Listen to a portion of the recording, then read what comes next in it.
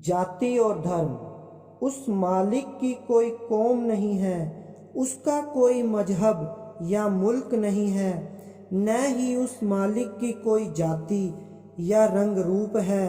अगर हम महात्माओं की वाणियों का ध्यानपूर्वक अध्ययन करें तो पता चलेगा कि वे हमारे ख्याल को जाति पाति, कौम, मजहब और मुल्क के भेदभाव से ऊंचा उठाकर हमारे अंदर परमात्मा की भक्ति का शौक और प्रेम प्यार पैदा करते हैं। गुरु अर्जन देव जी समझाते हैं, वर्णु जाति चिन्हु नहीं, कोई सब हुक्मे सृष्टि उपायदा।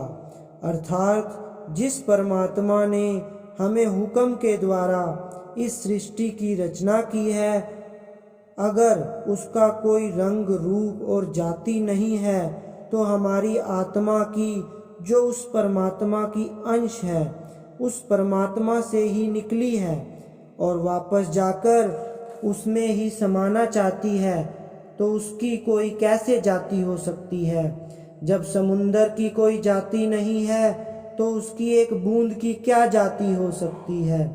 अगर सूरज की कोई कौम या मजहब नहीं है तो एक मामूली किरण की कौन सी कौम, कौन सा मजहब हो सकता है। ये सब जाति पाति के झगड़े हमारे अपने पैदा किए हुए हैं। परमात्मा ने तो सिर्फ इंसान पैदा किए हैं।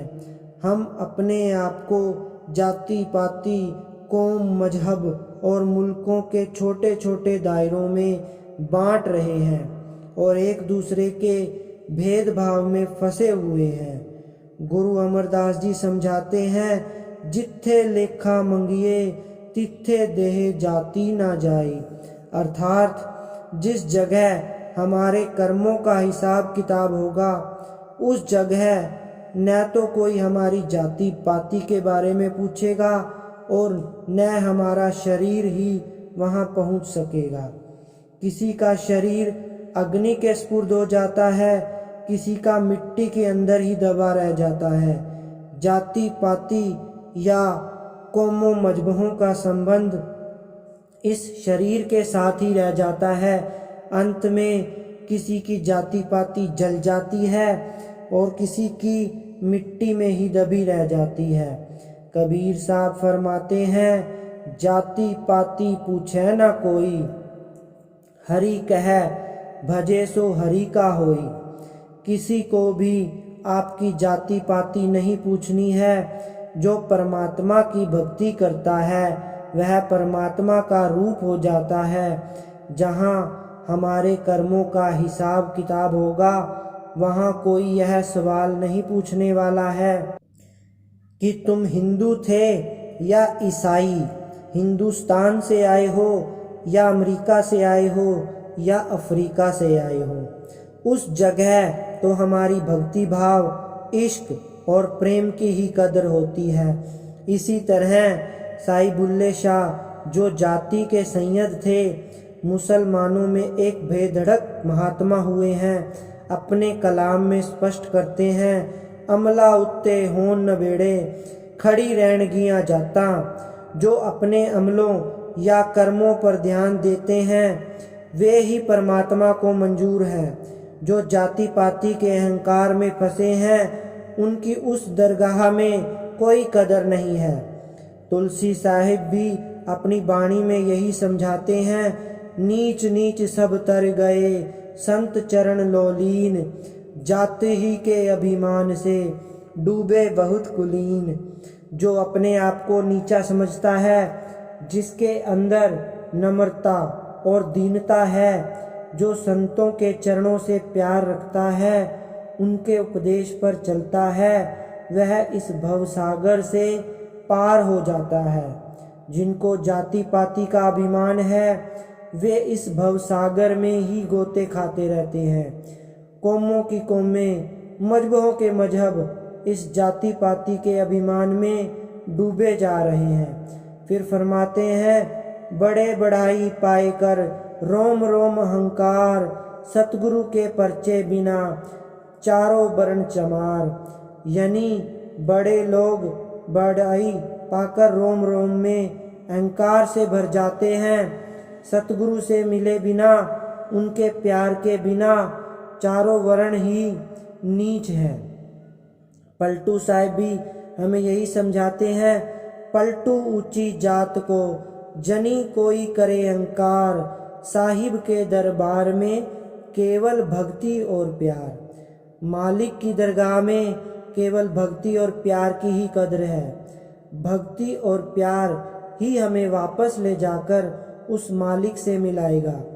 किसी के मन में यह विचार ना हो कि मैं ब्राह्मण के घर पैदा हुआ हूँ तो मुझे ही मालिक से मिलने का गौरव प्राप्त हो सकता है, या मैं हिंदू से ईसाई बन गया हूँ, अब सिर्फ मैं ही परमात्मा से मिल सकूँगा। या कोई यह सोचे कि मैं एक नीच जाति में जन्म ले चुका हूँ, मैं शायद अब कभी परमात्मा की भक्ति नहीं कर सकूँगा।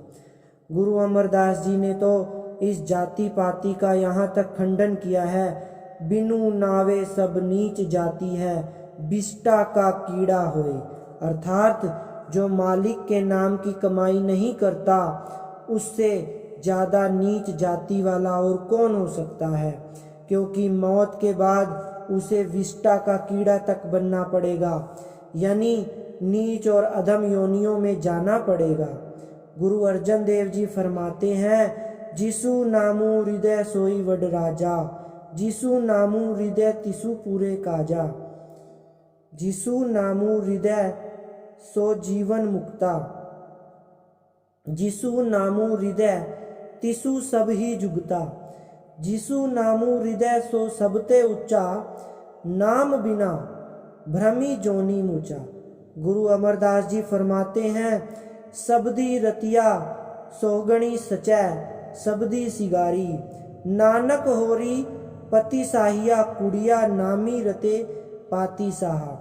अर्थात जो मनुष्य शरीर प्राप्त करके उस मालिक के शब्द या नाम को अपने मन में बसा लेता है, उठते बैठते एक शब्द की कमाई में लग जाता है, वही व्यक्ति सबसे ऊंचा है, क्योंकि वह मौत के बाद जाकर सच्चे परमात्मा के अंदर समा जाएगा।